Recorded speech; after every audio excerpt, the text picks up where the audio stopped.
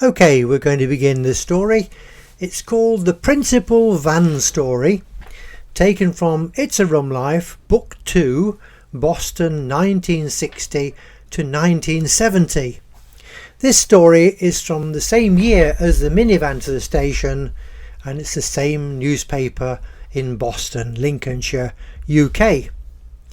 By 1963, I had become not exactly disillusioned with my position at the Lincolnshire Standard, that is, rather unsure of my future. This particularly following a huge carpeting by the boss after being nicked for exceeding the standard 40 mile an hour commercial vehicle speed limit of the time. I'd been charged with travelling at speed in excess of 75 miles an hour in a Ford Thames 500 weight van with antique side valve Ford Pop engine and 3-speed gearbox. The ridiculousness of the estimated velocity of the van when loaded to the roof at the time with newspapers was incredible enough.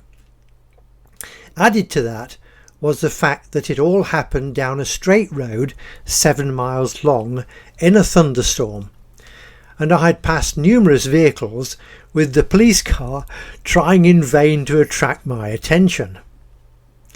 The first and lasting lesson that taught me was use your rear view door mirrors avidly, even if streaming with rain and condensation. The boss was so furious with the picture of his beloved vehicle fleet being treated in such a cavalier fashion that he plastered the story of my escapades on page 3 of the next edition. And to think that all that effort was for him in the first place. That blasted antique printing press had broken down again, and as I always seemed to get the jobs that no one else would do, I was delegated to deliver these papers. The papers were so late they had missed the Milsons bus they normally travelled on to Horncastle. My task was to catch up with the bus, stop it, transfer the papers and get back to the office pronto to continue with my normal job of selling advert space and copywriting. The fact that I was still very young, 19, and very enthusiastic, had some influence on the way I took on the task, with all my heart. Can you imagine being placed in this situation, catch up with the bus and stop it? The fact that I was eventually stopped by the police and had to endure a somewhat lengthy interview due to the circumstances meant that the bus had almost reached its destination by the time I caught it. The police had bells at that time, not sirens.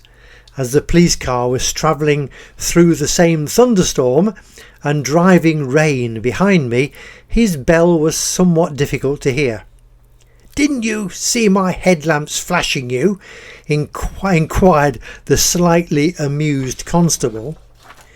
My reply of "I couldn't see anything through all that murk" did not help, especially as he then went on to state, "But you passed a tractor pulling a trailer loaded high with straw, then a breakdown lorry pulling a van.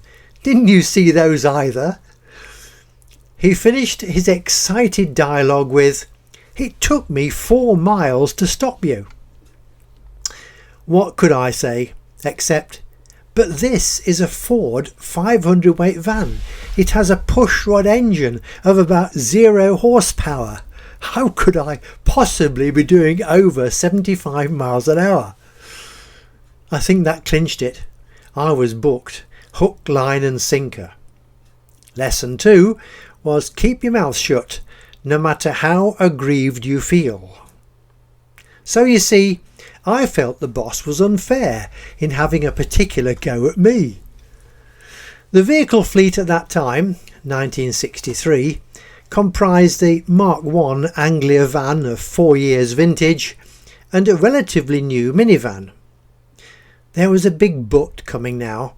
There were various departments within the newspaper company The newspaper itself had numerous editions and several branch offices within the county. Based at head office in Boston were reporters 6, photographers 2, advertising staff 4, including myself, and office staff.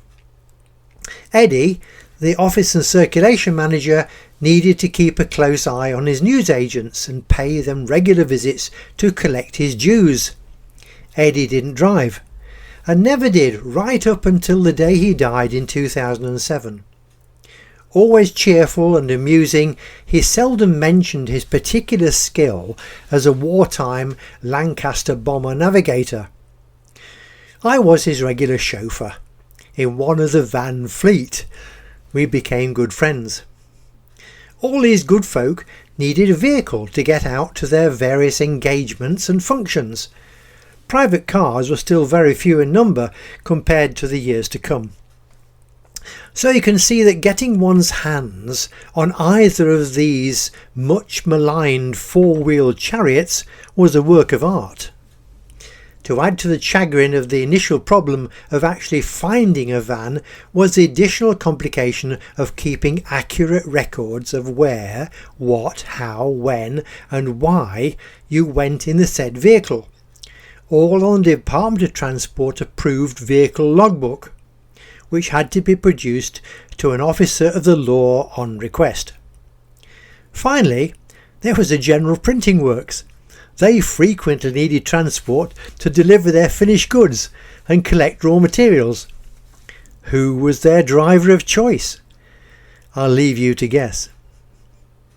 There we are, that's the end of that little story, brought to you by Cracker Books, written and read by Keith Sanders. I hope you enjoyed listening to that short story. Now, a few little notes just to finish off. At the Boston Standard, very shortly after that episode, we did change the van, or the boss changed the van, and swapped that old 100E for a Ford Anglia type van, a modern one with the overhead valve engine and electric windscreen wipers and a larger capacity body. It was a vast improvement on what we had before. Now, just to conclude, if you enjoyed this story, please give us a like on YouTube, and if you subscribe, then YouTube will tell you every time we produce something different. There's lots of different stories in the pipeline, so I hope you enjoyed listening to that one. Now, a little advert to come now. You can catch up with everything that Cracker Books produces by looking at their website. This is our second new website this year, as the previous folks let us down. This one's by a firm called Jimdo. It's not expensive and it's easy to use. It works best on Firefox and Microsoft, whatever they call it, but it doesn't like Edge anyway. Now, some of the links on the website, you might have to copy and paste them, but at least they're there, and it does work if you do that. Anyway, on Cracker Books there are over 150 YouTube videos on 2 sites. There are 200 audiobooks to listen to, and there are 10 complete ebooks. You can download all these quite free of charge to any particular device you choose. There's hours of entertainment. I'm sure you can find something to interest you there. The website, www.crackerbooks.fr. Now that's easy to remember, isn't it? www.crackerbooks.fr. And thank you for listening and watching.